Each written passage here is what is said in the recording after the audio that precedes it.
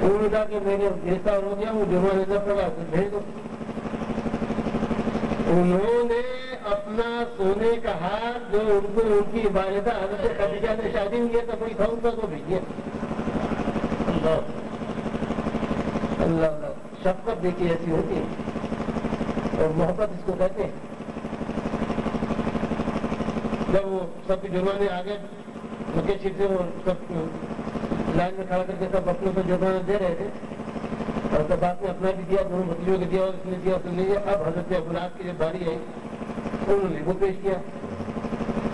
اللہ اللہ، تو حضور کی آنکھوں میں آنسو آ گئے۔ حضرت خدیجہ کیا تھا، بیوہ سے نکاح کیا، 40 سال کی عمر تھی ان کی، 25 سال کی عمر میں اجل عمر ان سے نکاح کیا، ان کی زندگی میں دوسرا نکاح نہیں کیا۔ ان کا جب وصال ہو چکا ہے، ان کی ایک نشانی آ گئی حضور کی آنکھوں سے۔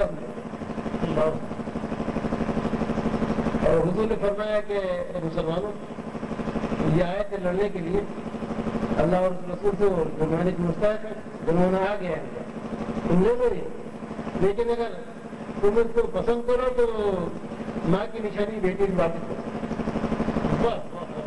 میں تم نہیں دے رہا ہوں تو واپس کر دو، تم اگر مناسب سمجھو تو واپس کر دو۔ صحابہ نے کہا یا رسول اللہ آپ کوئی فکر مت کیجیے، یہ ماں کی نشانی بیٹی واپس جائے گی، اسی وقت واپس کر دیا حضرت ابوالعاص کو، یہ آپ ساتھ لے جائیے اپنی بیوی کو دے دیجیے، ہم ماں کی نشانی بیٹی سے نہیں چھوڑانا چاہتے۔ وہ بھی اسی وقت مان گیا اور چلے گئے۔ تو جس وقت وہ اپنی بیوی کو لے کے مدینہ شریف میں آ گئے، اور انہیں سے حضرت امامہ پیدا ہے جو حضور کی کہی تھی نواسی۔ روایت میں آتا ہے کہ حضور نماز پڑھ رہے تھے، نواسی بیٹی بیٹھی ہوئی تھی، کون نواسی؟ حضرت محمد حضرت زینب کی بیٹی۔ اب پھر میں وہیں پر آیا ہوں، تو بعض ایسے تھے کہ جن بات نہ تو دینے کو پیسے تھے نہ گھر سے منگانے کے قابل تھے بیچارے، تو حضور نے فرمایا ٹھیک ہے جب ان کے پاس کچھ دینے کو ہے نہیں تو ان سے کیا جرمانہ لیا جائے گا، لیکن جرمانہ تو پر پڑھنا ضروری ہے۔ ان کا جرمانہ یہ ہے کہ جو انہیں لکھنا اور پڑھنا جانتے ہیں، ہر قیدی 10 بچے کو لکھنا اور پڑھنا سکھا دے، ان کو چھوڑ دیا جائے۔ ان کا جرمانہ یہی ہے۔ تعلیم کی یہ اہمیت ہمارے حضور نے لوگوں کو ذہنوں میں پیدا کی، لوگوں کے دماغوں میں تعلیم کا احساس پیدا کیا، لکھنے اور پڑھنے کا احساس پیدا کیا۔ اسی کا نتیجہ یہ ہے کہ صرف 100 سال کے عرصے میں، 150 سال کے عرصے میں وہ کتابیں لکھنا شروع ہو گئی، اور بات کو چل کے تو 200 سال 250 وہ کتابیں لکھی گئی کہ جن کی بنیاد پر آج یورپ کے منطق و فلسفہ کی، اور یورپ کے طب کی، اور یورپ کے تمام سائنس اور جغرافیہ کی بنیاد اگر کھڑی ہے تو ان عرب کے بادیہ نشینوں کی لکھی ہوئی کتابوں پر کھڑی۔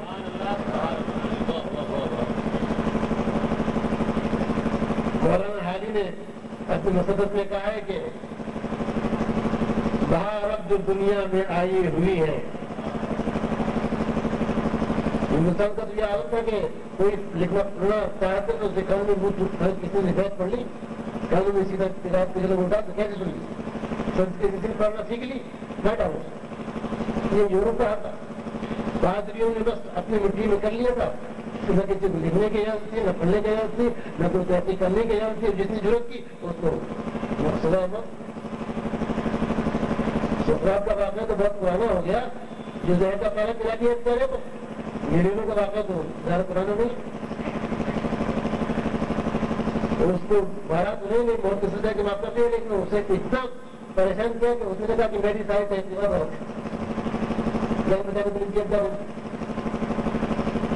لیکن اس بات کو غیر جانبدار مورخ اور محقق مانتا ہے کہ اگر طب کی بنیاد پر یورپ کی ترقی کر کے سرجری اور میڈیسن کی ایک عظیم الشان قلعہ بنا لیا، اس کی بنیاد شیخ الرئیس کی کتابوں پر لکھی تھی۔ وہ کتابیں ہاں وہ شیخ بھول ہی گیا، بہار اب جو دنیا میں آئی ہوئی ہے، بہار اب جو دنیا میں آئی ہوئی ہے، یہ سب پود انہیں کی لگائی ہوئی ہے، یہ سب پود انہیں کی لگائی ہوئی ہے، یہ سب بڑے بڑے درخت بن گئے، پودا کس نے لگایا تھا؟ علماء نے محمد رسول اللہ نے لگایا تھا، اور اس لیے لگایا تھا کہ ان کے آقا نے ان کے جسم میں یہ احساس پیدا کر دیا تھا کہ انسان کے لیے علم بہت ضروری ہے۔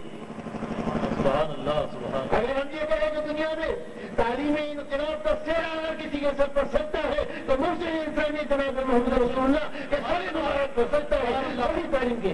نعرہ تکبیر۔ نعرہ رسالت، جشن محسن انسانیت، حضور تاجدار اہل سنت. اور اس کا زور آپ نے سلسلے میں دیا. ارشاد ہوا کہ اطلبوا العلم من المہد الی اللحد. دو روایت تمہارے درست ہوں گے لیکن وہ آپ کو تھوڑا سا لوگ یاد ہے، یہ شاید آپ لوگوں نے کب سنی ہے. اطلبوا العلم من المہد الی اللحد. مہد کہتے ہیں بچے کا پالنا، مہد کہتے ہیں قبر کو. فرماتے ہیں کہ علم حاصل کرو پیدا ہونے پر، جب تم پالنے میں ہو اس وقت سے لے کر جب تک تم قبر میں چلے جاؤ، ہر وقت علم کی تمنا میں رہو، اور علم کی جستجو میں رہو، اور علم کی تلاش میں رہو، اور علم کی طلب میں رہو. اطلبوا العلم.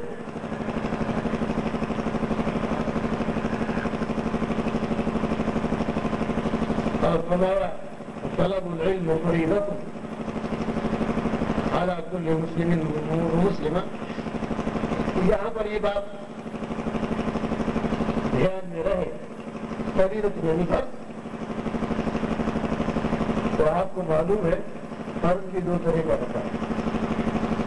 ایک تو فرض عین جیسے کہ 5 وقتہ نمازیں، فرض عین جیسے 5 وقتہ نمازیں، باقی کا کوئی خانہ نہیں ہے.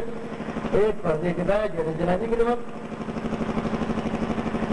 اگر ایک نہیں پڑھی سب کی طرف سے نہ کوئی پڑھے تو نہیں پڑھے تو گناہ نہیں ہوتا. وہ بھی فرض ہے، وہ بھی فرض ہے. فرض عین کا کرنا ہر شخص کے لیے ضروری ہے. فرض کفایہ کر لو تو بدلے نہیں. تو فریضۃ کے معنی میں جو فرض آ رہا ہے طلب العلم فریضۃ علم حاصل کرنا فرض ہے. اس کی بھی دو قسمیں ہیں. کچھ علم کا حاصل کرنا فرض عین ہے اور کچھ علم کا حاصل کرنا فرض کفایہ ہے. فرض عین کون سا علم ہے؟ نماز کیسے پڑھی جائے گی، نماز میں کیا پڑھا جائے گا، نماز میں کس چیز سے کمی آ جاتی ہے. دینی معلومات جن کی اوپر ہماری دین کی بنیاد قائم ہے، جن کے حلال و حرام کے جو مسائل ہیں، جائز و ناجائز کے جو مسائل ہیں، بالخصوص نماز کے اور زکات کے اور روزے کے، وہ معلوم کرنا ہر مسلمان کے لیے فرض عین ہے. کم سے کم اتنا علم حاصل کرنا، علم شریف یاد ہونا، سورت یاد ہونا، نماز میں پڑھنے سے پڑھے جانے والی رکوع سجود کی تسبیح یاد ہونا، اتحیات یاد ہونا، نماز میں اگر کر کے واجب ہو جائے تو سجدہ سر کرنا. یہ باتیں معلوم کرنا ہر مسلمان کے لیے ضروری ہے، فرض عین ہے. اگر معلوم نہیں ہے تو ہم فرض میں ہوتا ہی برت رہے. پہلے فرصت میں اس کو نہیں ختم کرو. اور ایک علم ہے فرض کفایہ. تم فرض عین تک پورا اتر جاؤ، حلال و حرام پہ اپنے رب و رشم بسا لو، ایسا رچ بس جائے تمہارے جسم کے اندر، تمہارے روح کے اندر کہ حلال کے چھوڑ کر حرام کا قدم ہی نہ رکھ سکے. خود ہی نماز قضا ہونے کا سوال ہی پیدا نہ ہو. ایسا رچ بس جائے. اب فرض کفایہ میں آ جاؤ. تمہارا دل کا آتا ڈاکٹر بن جاؤ، تمہارا دل کا آتا انجینئر بن جاؤ، تمہارا دل کا آتا پائلٹ بن جاؤ، تمہارا دل کا آتا بن جاؤ، تمہارا دل کا آتا بیرسٹر میں. ہمارا مذہب تعلیم کو منع نہیں کرتا. ایسے کرے گا دنیا میں تعلیم ہمارے ملک کی سب سے پہلی، ہمارے رسول نے سب سے پہلی. لیکن ہمارے مذہب کی کہتا ہے پہلے اپنے مذہب کا علم حاصل کرو اور اس کے بعد تم دنیا کا ہر علم حاصل کرو. یہاں تک فرما دیا الحکمت الضالۃ النظر. عقل مندی اور دانائی اور علم مسلمان کی گمشدہ دولت ہے. کہیں پڑی ہوئی ملتی ہے تو یہ مسلم کو پتہ نہیں کسی کی ہوگی. اگر علم محبت کہیں پڑھا بولنے لگے بلا تکلف اٹھا لو، یہ تمہاری ہی گمشدہ دولت ہے. ارے تم تو مل گئی اس کو اٹھانے میں کوئی فرق نہیں کرنے. یہ کتنا بڑا احسان ہے. اس سب پر دنیا کی اداکاری ہے.